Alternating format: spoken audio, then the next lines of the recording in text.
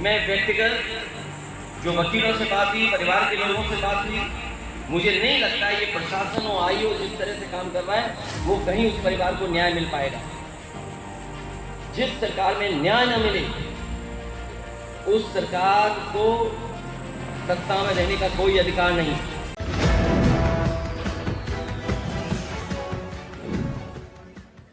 खबर बलिया से है, जहां पहुंचे पूर्व सीएम अखिलेश यादव ने कई घटनाओं पर बोलते हुए सरकार को घेरने की कोशिश की। पूर्व सीएम अखिलेश उद्धव ने कहा कि बलिया में व्यापारी नंदलाल गुप्ता ने सूदखोरों से तंग आकर लाइव सुसाइड किया। उन्होंने आरोप लगाया कि सूदखोर को सरकार का संरक्षण था, वो बीजेपी नेताओं का करीबी था। अखिलेश ने कहा कि नंदलाल गुप्ता मामले में दोषियों पर कठोर कार्रवाई नहीं हुई। इस दौरान अतीक अशरफ हत्याकांड पर भी बोलते हुए अखिलेश यादव ने कहा कि हमने देखा है कि प्रेस टीवी के कैमरे के सामने हत्या हुई, जबकि अभी तक देश दुनिया में किसी ने ऐसी घटना नहीं देखी थी। अखिलेश ने कहा कि ये बात अलग है कि कोर्ट क्या तय करता है कि अपराधी है या नहीं है। अखिलेश ने उमेश पाल हत्याकांड पर भी सरकार पर निशाना साधा। उन्होंने कहा कि सरकार की सुरक्षा में गवाह की हत्या हुई, सरकार की सुरक्षा में आरोपी की हत्या हुई। अखिलेश ने कहा कि बलिया में छात्र नेता हेमंत यादव की निर्मम हत्या हुई। पुलिस चौकी के करीबी हेमंत यादव की लाठी डंडे से पीटकर हत्या हुई। उन्होंने कहा कि यूपी में जंगल राज है, ये कहना बहुत कम है। अखिलेश यादव हेमंत यादव के पकड़ी स्थित घर पर पहुंचे थे, जहां अखिलेश यादव ने हेमंत यादव को श्रद्धांजलि दी और शोक संतप्त परिजनों को सांत्वना दी। और सरकार की सिक्योरिटी को सुरक्षित दबा नहीं है, उसकी हत्या हो जाती है। जिस पे आरोप वो सरकार की सिक्योरिटी में उसकी हत्या हो जाती है।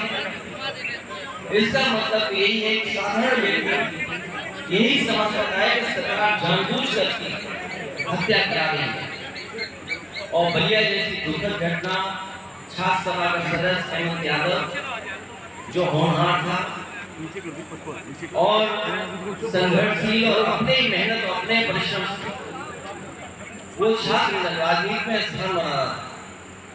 डीडी कॉलेज के छात्र के चुनाव में वो चुनाव लड़ना चाहता था, लेकिन कुछ लोग जो उसके बढ़ते हुए कद को और छात्र संघ में जिस तरीके से छात्रों को जोड़ने का काम कर रहा था वो पसंद नहीं आ रहा था। और सोचिए इतनी नफरत, इतना घृणा, इतना मन के अंदर गुस्सा कि उसे मार मार करके जान ले ली। आज के युग में, आज के समय में कोई कल्पना कर सकता है कि लाठी डंडे से, हॉकी से मार मार करके जान ले ली जाए? तब जब पुलिस चौकी बगल में हो।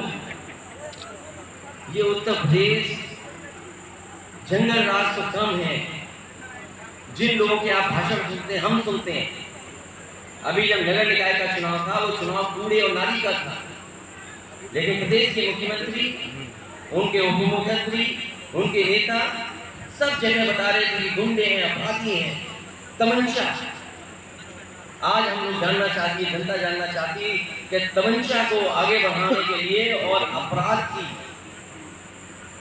घटनाओं को आगे बढ़ाने के लिए और तमंचा संस्कृति को बढ़ाने के लिए आजकल सरकार क्यों मदद कर रही है अपराधियों की? जो समाजवादी सरकार में यूनिवर्सिटी यहाँ के पूर्व प्रधानमंत्री चंद्रशेखर जी के लिए दी गई थी, उनके नाम से बनाई गई थी, बजट कितना दिया, वहाँ के प्रोफेसर अपॉइंट कौन हो रहे हैं, क्या आरक्षण वहाँ है? गोरखपुर यूनिवर्सिटी का पता करिए, मदन मोहन मालवीय यूनिवर्सिटी जो बनी उसके अपॉइंटमेंट देख लीजिए आप, एम्स के अपॉइंटमेंट देख लीजिए आप, मेडिकल कॉलेज के अपॉइंटमेंट देख लीजिए। और फिर जब प्राइवेट सब कुछ हो जाएगा तो बाबा साहब भीमराव अम्बेडकर जी का दिया हुआ संविधान और उसके संविधान के तहत जो आपको मिला वो कहाँ मिलेगा? अभी मुझे बच्चे वो मिले थे जो सबसे पहले जो नई आरक्षण व्यवस्था लागू हुई उसके पीड़ित थे। हमारे मंत्री लोग हमारे साथ खड़े हैं, याद होगा मेरिट पे भर्ती हुई थी पुलिस की और हाई कोर्ट और सुप्रीम कोर्ट में जाकर के रिजल्ट डिक्लेयर हुआ। रिजल्ट जो डिक्लेयर हुआ वो पुरानी आरक्षण व्यवस्था से लागू था, लेकिन नई आरक्षण व्यवस्था के से उन्होंने जब रिजल्ट जारी कर दिया तो 1700 बच्चों की नौकरी चली गई। न केवल बलिया बल्कि देश के लोगों के बीच में ऐसी घटना सुनने और देखने को नहीं मिली। एक व्यापारी नंदलाल गुप्ता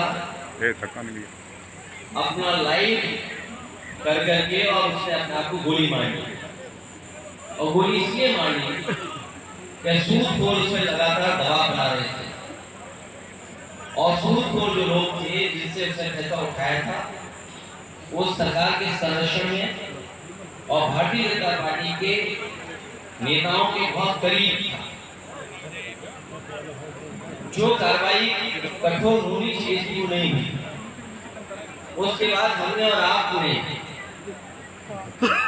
प्रदेश नहीं, देश नहीं, दुनिया में ऐसी घटना नहीं देखी होगी जहां पर प्रेस के सामने,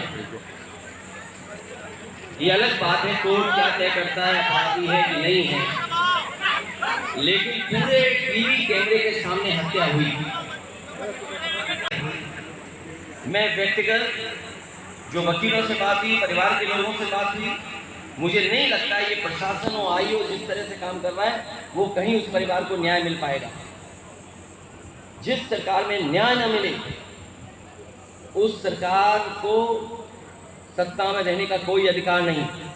ये सही है नफरत फैला करके समय समय पर झूठा प्रचार करके सत्ता में है, लेकिन हम समाजवादी लोग आने वाले समय में जनता को जगाएंगे, जागरूक करेंगे और ऐसे इस सरकार के तमाम फैसले जनता को बता करके इन्हें सत्ता पे हटाने का काम हम लोग करेंगे। ताज़ा खबरों से जुड़े रहने के लिए हमारे चैनल को सब्सक्राइब करें और बेल आइकन को दबाना ना भूलें ताकि हर खबर की नोटिफिकेशन आपको मिलती रहे।